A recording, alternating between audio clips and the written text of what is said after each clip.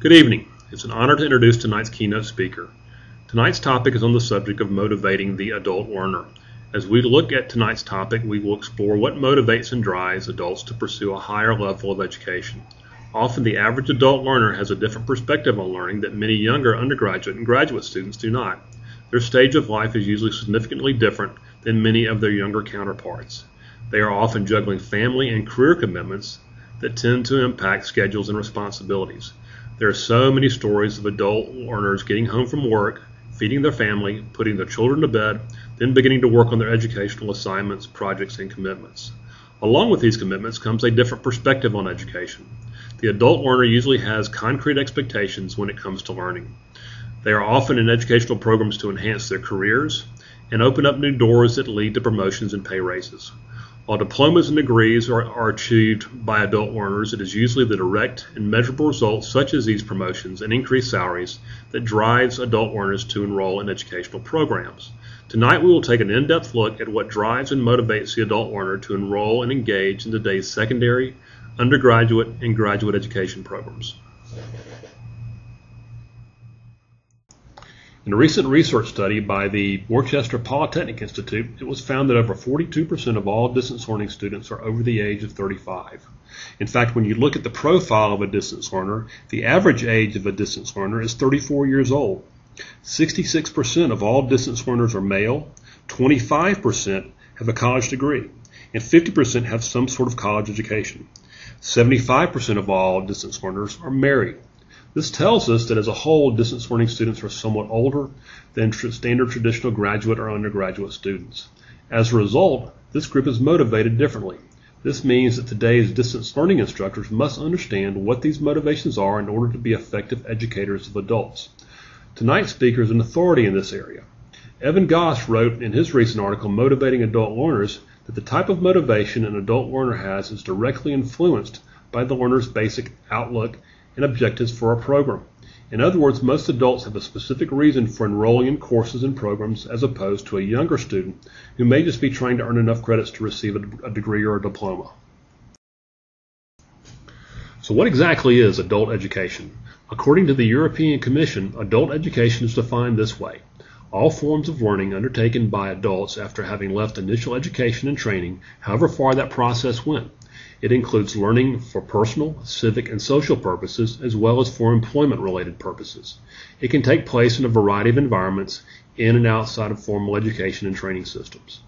In this environment, adults are motivated to learn for reasons that differ dramatically from those students in their teens and 20s.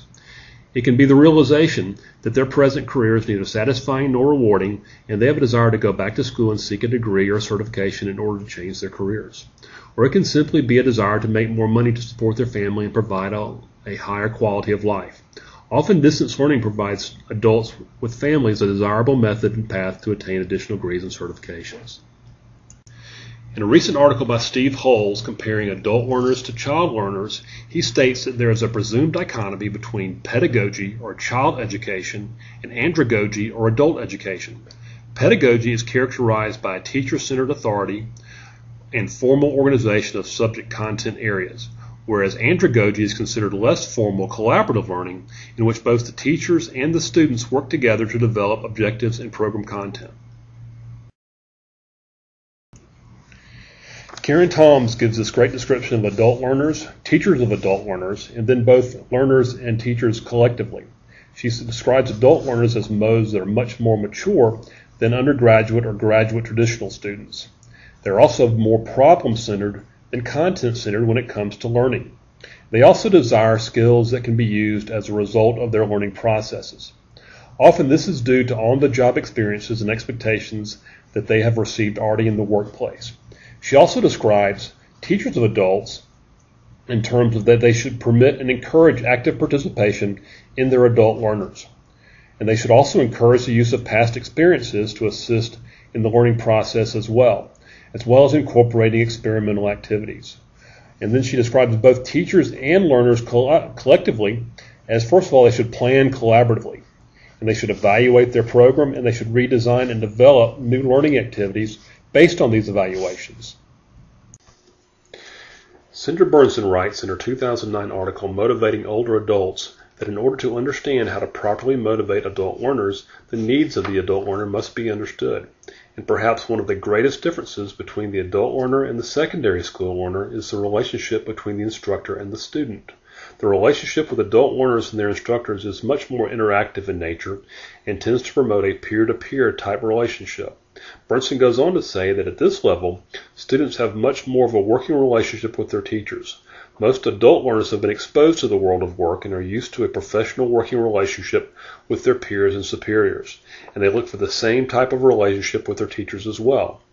Adult learners are less intimidated by their instructors and want to have a peer relationship that promotes a strong working connection similar to the one would have in a traditional working environment.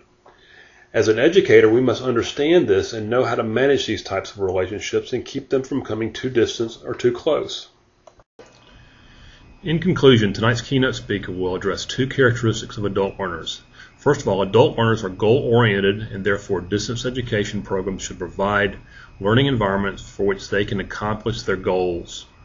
Secondly, that adult learners are learning-oriented, therefore distance education programs should provide learning environments where they can acquire interesting and relevant knowledge and skills in which they can apply to their lives, their careers, and their futures.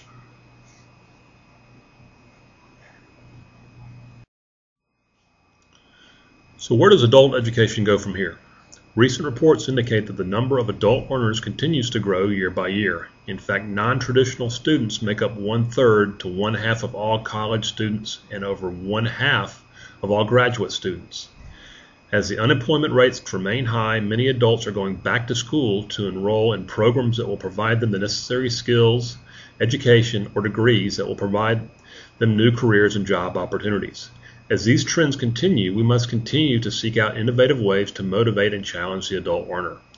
The end result will benefit both the adult learner and today's society, which is in constant need of new and creative ideas, which many adults have the potential to provide our world today.